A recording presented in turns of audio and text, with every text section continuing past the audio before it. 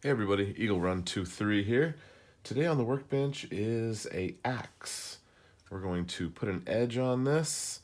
We're also going to refinish the handle.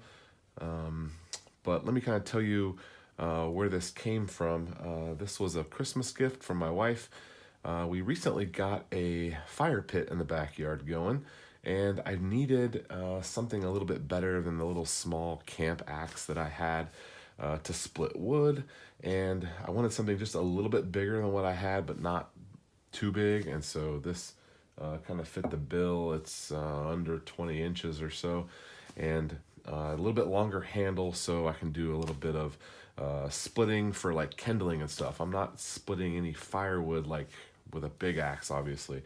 So wanted something pretty small, something pretty, but heavier than my camp axe. And so we found this on Amazon, and she ordered it in, and it's got a little mark there. That's a CFL. And this axe is on Amazon, and it is Kings County is the brand. It was pretty well reviewed, and the story on the axe head here is that this is a vintage axe head. Apparently, it's a Swiss Army. I don't understand the marking. Maybe that's what that is, but anyway, the axe is unused, like new old stock. It's a vintage bit from what they say. I don't know if that's true or not, but the handle looks good. The grain orientation, I would like it to be turned a little bit, but it's all right. It looks like it's just barely off. But anyway, it looks like it'll be fine. I'm going to use it to split kindling, so we just need to put an edge on it. It came with this little rubber edge, or a little rubber guard on the edge, and it is not even remotely sharp. In fact, it's full on dull. So you can probably see, yeah. So I want to do a little bit of reprofiling because I don't really care how fragile the tip is, because I'm not going to be like swinging it full on into chopping lumber. This would be definitely not the right tool for that, but we're going to come in and kind of flatten this part out and through here, and then just kind of sneak up on the edge. So I'm going to put it in the vise. I don't really have a great way to hold this, but we're going to put it in the vise and get to work on it with some files. Now, normally I sharpen with stones, and I may finish it with a stone, but I actually have a couple of new files. So I've been using Nicholson files, and I got this one in about a month ago. I haven't even used it yet, but it is a flat smooth. Most of the files that I have are mill bastard files, so a little bit more aggressive. Although this is a relatively small file, I wanted to try a 10-inch file, and I wanted to try this smooth flat to see if I could use it to sharpen things like lawnmower blades and stuff like that. I just don't know if it's going to be aggressive enough, so we'll see. I've been upgrading a couple of tools here and there, and I got a couple of new files, so we'll see how those go. You'll probably see me use a combination of some of my older stuff, and then I definitely want to try to finish it with this and see what kind of an edge we can get with a smooth flat. So, all right, well, let me get this in the vise. Thanks for hanging out. Thanks for subscribing. Leave your comments. How do you sharpen your axes? I'm not an axe sharpening expert. I've only sharpened a couple. I don't chop timber at my house. That's not something. We don't have trees or a property that has a bunch of things that need chopped down. I do own a chainsaw, and I use it about once every 3 or 4 years, and I usually have to fool with it for a day to get it to start, because that's just not something I do. So, all right. Start out with the mill bastard. So you can see my line right there. I'm going to start right there, and then I'm going to sneak my way down to the bevel. Looks like that's biting in there just fine.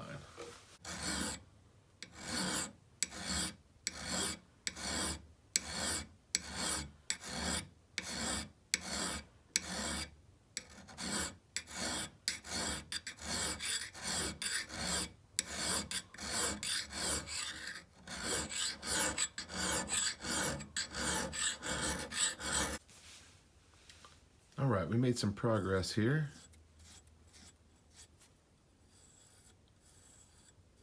You can see how we got that little, I guess that's a cheek, and we're coming down. It almost looks like a micro bevel, but we're gonna sneak down on that now that we've got established our cheek. I still got a little bit of work to do there to even that up, and same here on the heel.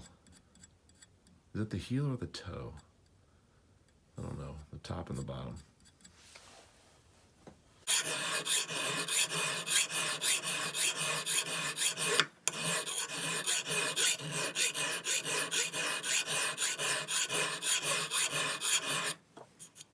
So this is that smooth flat.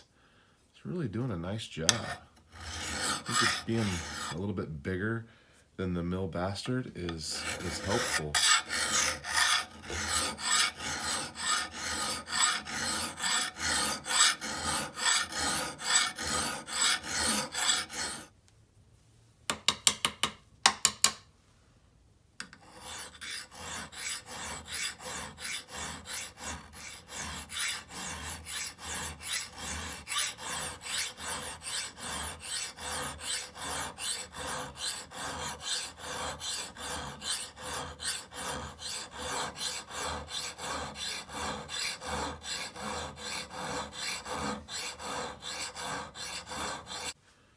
Okay, so here we are with the big, flat, smooth. Oh, sorry, I bumped you.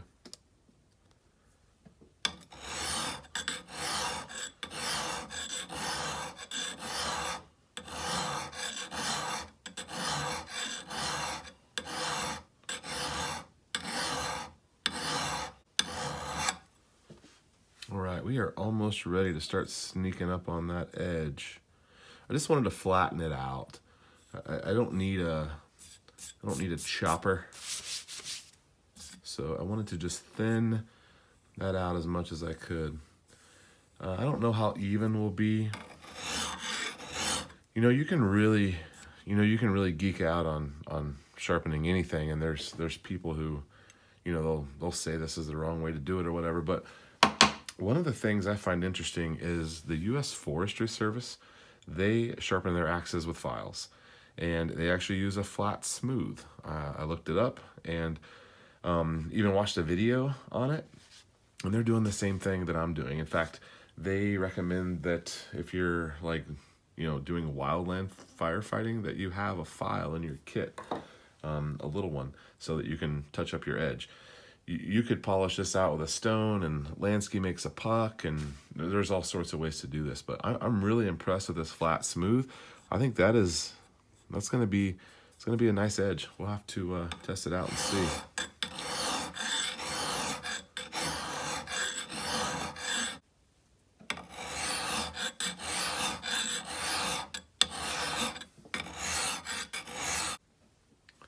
Okay, so you can see we are removing a large amount of material, which is awesome. And I'm really happy with this file. So far, so good.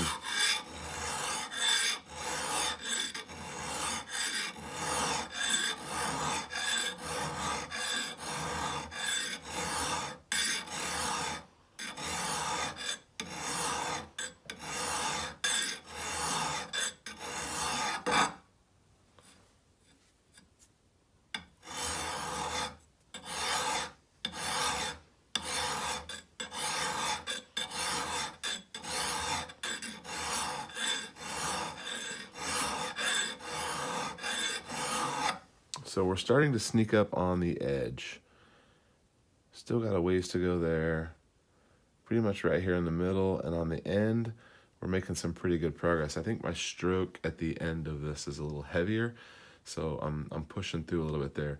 I'll concentrate up here a little bit more.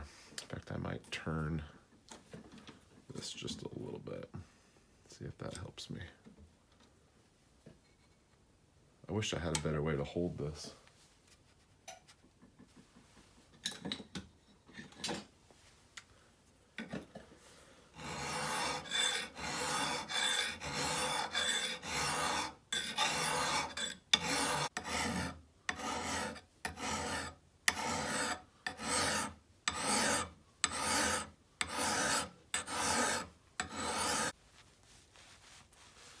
right, so we've got, I don't know, maybe 10 or 15 minutes. I've gone back and forth here, and I'm really sneaking up on the edge, and I'm starting to hit the apex where you can feel where it starts to get a little sticky on the end, and yeah, looking good. All right, I like that. I don't know if you can see. There we go in the shadow.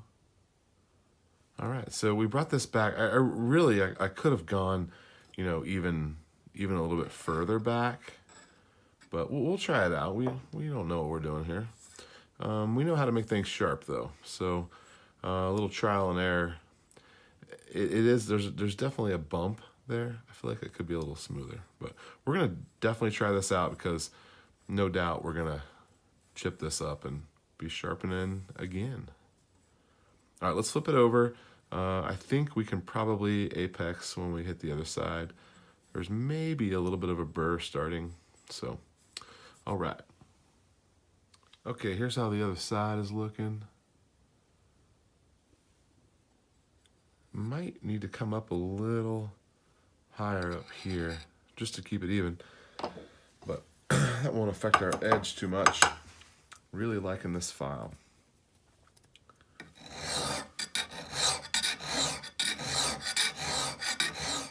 All right, so when you're ready for that to come down, you're ready for the apex, you're gonna go until you feel a burr on the other side. So it's smooth on this side, and then you got the little wire on the edge the other way. Now we have a good wire all the way through except right here. So that means we have not apexed here. So we're gonna spend a little bit of time focusing right here.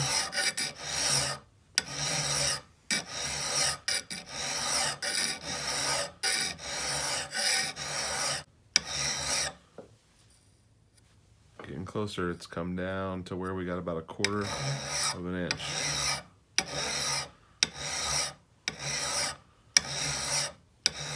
This probably means that I didn't do a good job on the other side.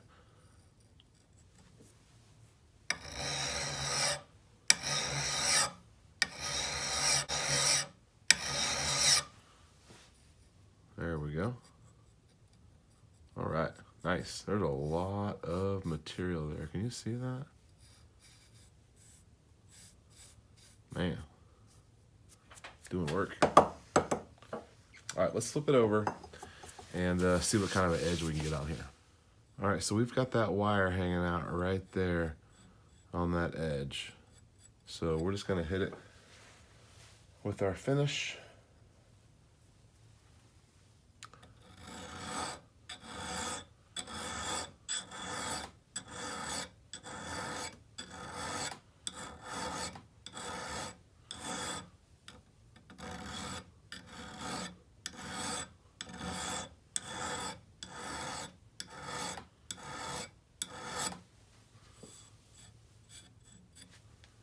I think that's looking pretty good. Let's see what we've done here. All right, well, we're a sharpening channel. We can't leave well enough alone here. I'm pretty happy with that. But we've got a stone, and let's do a little water. We're not even getting out we're just gonna make sure we're really happy with that edge. Let's see if we go this way. Yeah, that's better.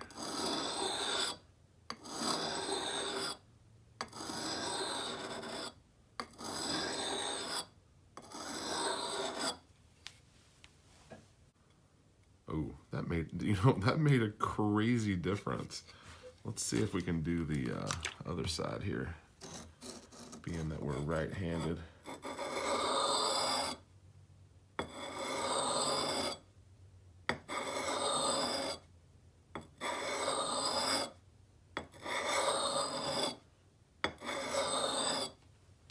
I feel like we're just telling that wire what we want it to do.